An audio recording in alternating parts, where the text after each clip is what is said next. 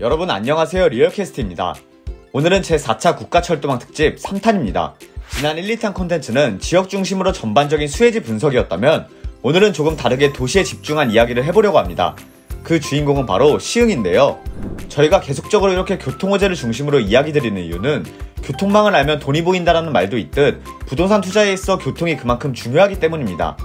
특히 일자리와 연결된 교통호재 지역은 절대로 그냥 지나치시면 안됩니다. 그럼 시흥시가 지닌 매력을 본격적으로 파헤쳐보기 전에 구독과 좋아요, 알림 설정 부탁드립니다.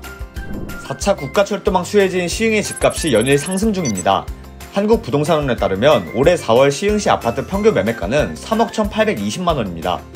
뭐야, 서울보다 너무 낮잖아 싶으실 텐데요. 맞습니다. 서울에 비하면 현저히 낮은 집값이죠. 서울 아파트 평균 매매가는 9억 1,160만원이거든요. 서울과 시흥의 가격 차이가 어마어마하죠. 그런데 말이죠, 작년 4월 수치를 보면 왜 자꾸 시흥 집값을 말하는지 이해되실 겁니다. 지난해 4월 시흥시 아파트 평균 매매가는 2억 7,318만원이었습니다. 1년 사이에 시흥시 아파트 평균 매매가가 16.5% 상승한 것이죠. 아파트 평균 매매가로는 감이 잘 안 오신다고요? 그럼 최근 10억 원을 목전에 둔 아파트 실거래가를 살펴볼까요? 올해 5월 입주를 완료한 시흥 센트럴 푸르주의 전용면적 84제곱미터는 지난 3월 8억 원에 거래됐습니다. 작년 5월만 해도 6억 6,882만원에 거래된 아파트인데 1년 만에 1억 3,118만원이 올랐네요. 문제는 이제 해당 단지는 8억 원대로 거래하기도 어렵습니다. 왜냐하면 매물이 잘 안 나오거든요. 그래서인지 부동산 매물 사이트에 올라온 가격대를 보면 전용면적 84제곱미터가 13억 원에 나왔습니다. 10억 클럽 가입이 진짜 얼마 안 남았네요. 시흥시 집값이 오르고 있는 건 수치와 실거래가로 알겠는데 도대체 왜 이렇게까지 집값이 오르는 것인지 궁금하지 않으신가요? 시흥 부동산 시장에서 제일 핫한 건 역시 4차 국가철도망 계획입니다.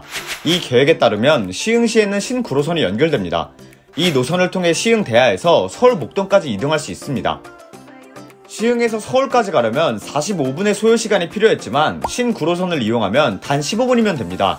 무려 30분이나 단축되니 시흥과 서울의 거리는 더욱 좁혀지겠네요. 신구로선 외에도 시흥시에는 제2경인선도 들어섭니다.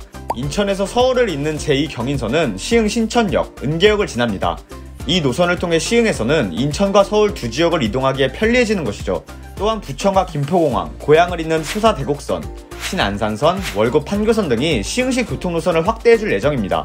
아직 확정은 아니지만 시흥시는 GTX-C 노선 유치에도 적극적으로 나서고 있습니다. GTX-C 노선 정거장인 금정역에서 시흥 오이도역까지 연장해달라는 계획도 추가 신청할 것이라고 하네요. 이처럼 현재 시흥시는 4차 국가철도망 계획 발표 이후 교통호재 지역으로 급부상하면서 집값도 함께 뛰고 있는데요. 뿐만 아니라 시흥시는 여러 개발 계획도 예정돼 있습니다. 작년 12월 인구 50만을 돌파한 시흥시는 2022년에 50만 대도시 지위를 획득합니다. 거주 시민이 늘어남에 따라 시흥시에는 여러 개발 사업이 진행되고 있는데요. 특히 시흥시는 노후 주거시설 재개발이 활발하게 이뤄지고 있습니다. 현재 시흥시에 계획 잡힌 재건축 재개발 단지만 8곳인데요. 대하동 3보, 신천동 동진, 은행동 산호, 은행 1, 은행 2, 포동 1, 목감 1, 목감 2 이렇게 8곳은 지금 재건축과 재개발 사업이 진행 중입니다. 이 중 진행 단계가 제일 높은 곳은 신천동 동진과 은행 2인데요.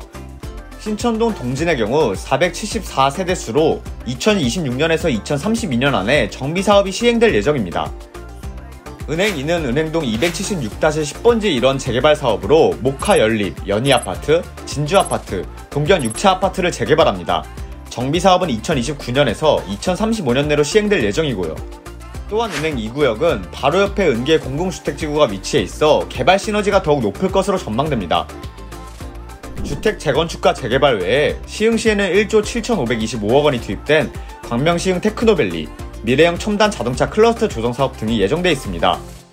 호재가 있으니 지역가치 상승을 기대해 시흥에 투자를 해볼까 싶으신 분들도 있으실 텐데요. 그래서 저희 리얼캐스트TV에서 투자 가치가 높은 단지를 소개해드리려고 합니다.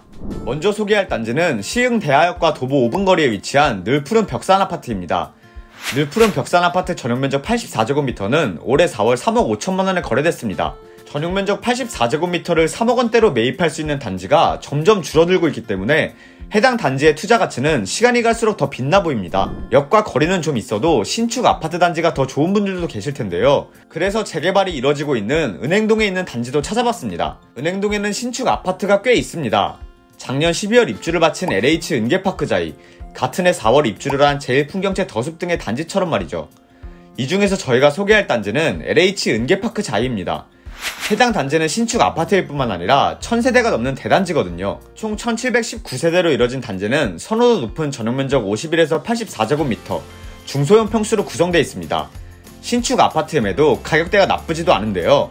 LH 은계파크자이의 전용면적 84제곱미터는 올해 2월 4억원에 거래됐습니다.